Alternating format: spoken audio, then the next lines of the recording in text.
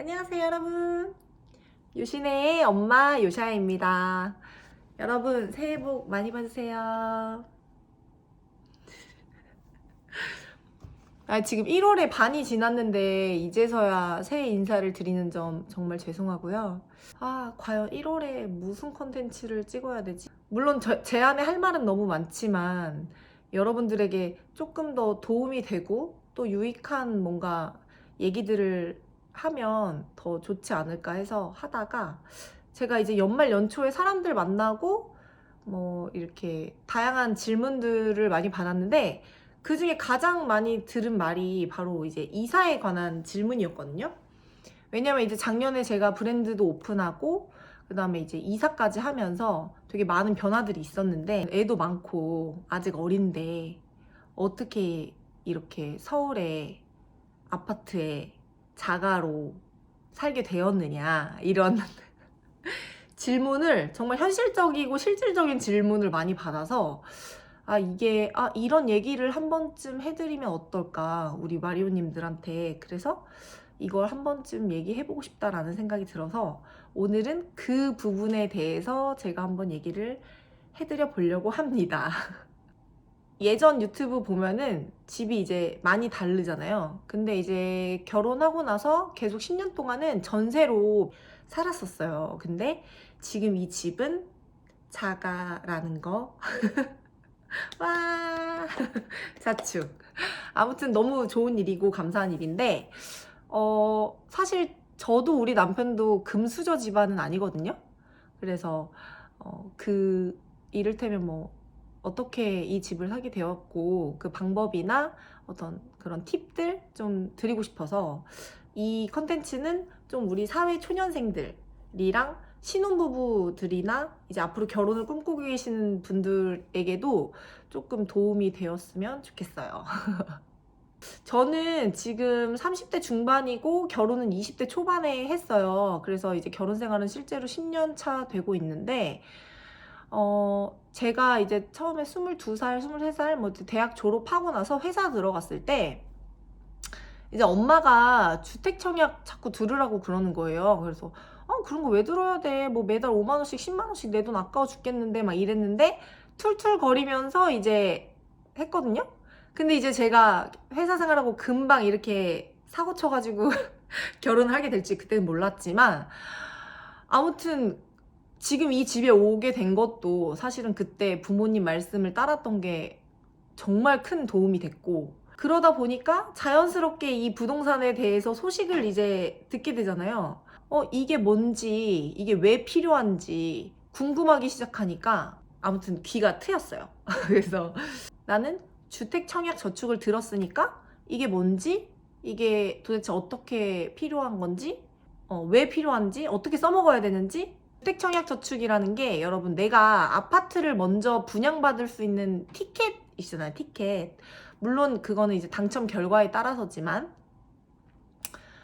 사실 제 주변에 이제 제가 지금 35인데 이제 결혼하는 친구도 있고, 아니 이미 결혼해가지고 아이 있는 친구들도 있고, 근데 가장 제 나이 때부터 저보다 어리신 분들, 저보다 또 나이 있으신 분들, 아주 요 때가 가장 그 결혼에 대한 어떤 그런 고민도 되게 많고, 양육이나 우리가 이제 살 수 있는 집이 필요하잖아요. 근데 대부분 요즘 현대사회 분들은 이제 잡이 수도권이나 서울 쪽에 많이 있다 보니 이 서울에 이제 인구가 많이 몰리는 거고, 그렇다 보니 이제 서울의 집값은 점점 올라가고 이제 인구가 포화 상태가 되고 이제 이런. 그래서 이제 내가 어떻게 이 서울 바닥에 집을 마련할 수 있겠어. 결혼도 양육도 너무나 다들 부담스러워 하시더라고요. 그래서 결혼을 실질적으로 해도 아이까지 자신이 없는 거예요. 그런 얘기를 제가 정말 주변에 많이 들었고, 저도 또한 그런 고민이 있었기 때문에 내가 과연 아이들을 낳고 이거를 책임지면서 과연 이렇게 살 수 있을까? 이 사회가 원망스러워요. 서울이 너무 집값이 비싸. 우리가 사실 이렇게 한 번에 돈을 뭐 많이 벌 수 있는 기회는 사실 인생에 뭐 확률이 많지 않잖아요. 청약저축이나 이렇게 다양한 시선으로 뭔가라도 이렇게 준비를 하면 저는 기회는 온다고 생각하거든요. 아무것도 하지 않으면 아무 일도 일어나지 않아요. 그건 맞는 것 같아. 그 청약저축이 몇 년을 붓느냐, 횟수는 또 몇 번 부었냐 이런 것도 되게 중요하기 때문에 저는 일찍 하면 할수록 지금 아시고 계시고 아직 들지 않으셨다면은 지금이라도 준비를 하시는 게. 그래서 아무튼 저는 결혼하고 나서 셋째 가지고 나서부터 이제 본격적으로 청약을 넣기 시작했어요. 왜냐면 이게 20대 때는 그 무주택 기간이라는 게 있는데, 그러니까 말 그대로 무주택, 난 내 이름으로 주택이 없는 기간을 또 보는데 20대 때는 안 봐요. 근데 이제 30대 때부터 무주택 기간을 보거든요. 그 셋째 임신하기 전부터 실제적으로 뭐 저는 하남이나 뭐 북일에 뭐 이런 데에 청약 저축을 그 넣었었어요. 꾸준히 넣었었고 실제적으로 많이 떨어졌어요. 한 4번 정도 떨어졌던 것 같아요. 그래서 지금 이 집에 청약을 넣을 때 기대를 1도 안 했어요. 정말 안 했고, 오히려 돼도 내가 당장 돈이 없는데 이 집을 어떻게 감당할 수 있지?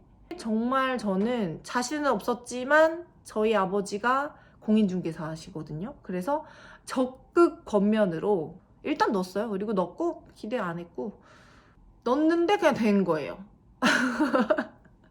진짜 사람이라는 게 됐어요. 그래서 근데 이제 여기서 진짜 팁은 청약을 넣어야겠다 하고는 그 특별공급이라는 게 있고, 신혼부부 제가 이제 운이 진짜 좋았던 게 그 청약을 넣은 해가 7년차 마지막 신혼부부 횟수에 딱 들어가는 해였어요. 그래서 근데 그 작년에는 사실 5년까지가 법정 신혼부부 기간이었고 그 해에 7년으로 늘어났어요.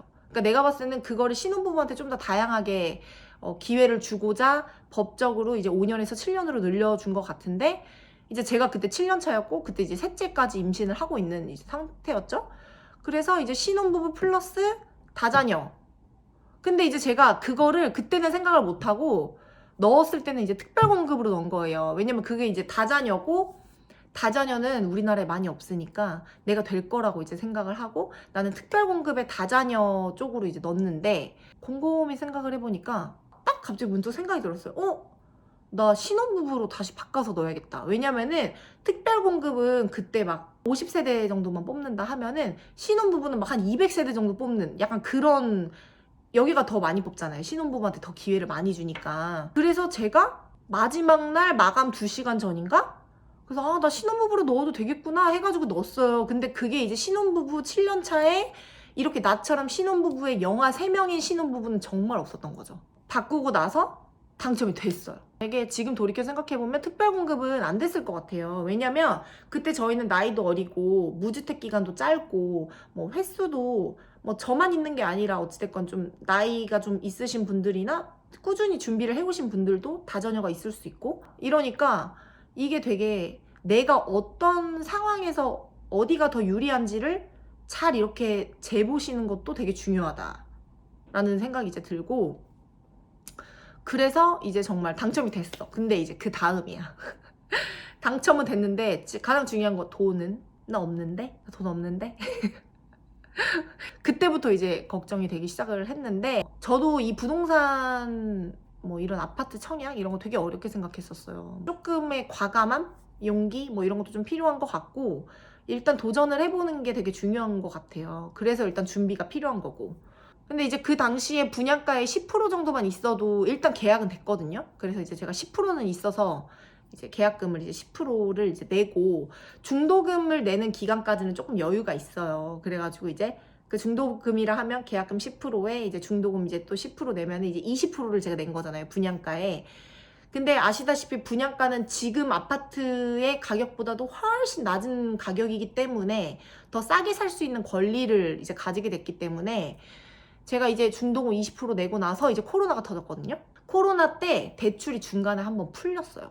그래서 원래는 30%까지 내야 되는데 20%만 내도 대출을 먼저 해주겠다 해가지고 제가 정말 뭐 모든 게 진짜 너무 행운이었고 20% 내고 나서 대출이 풀려서 한참 뒤에 제가 이 집 들어오기 전에 한 1년 전쯤에 이제 잔금 대출로 갈아타가지고 이 집에 이제 입성을 하게 된 것입니다.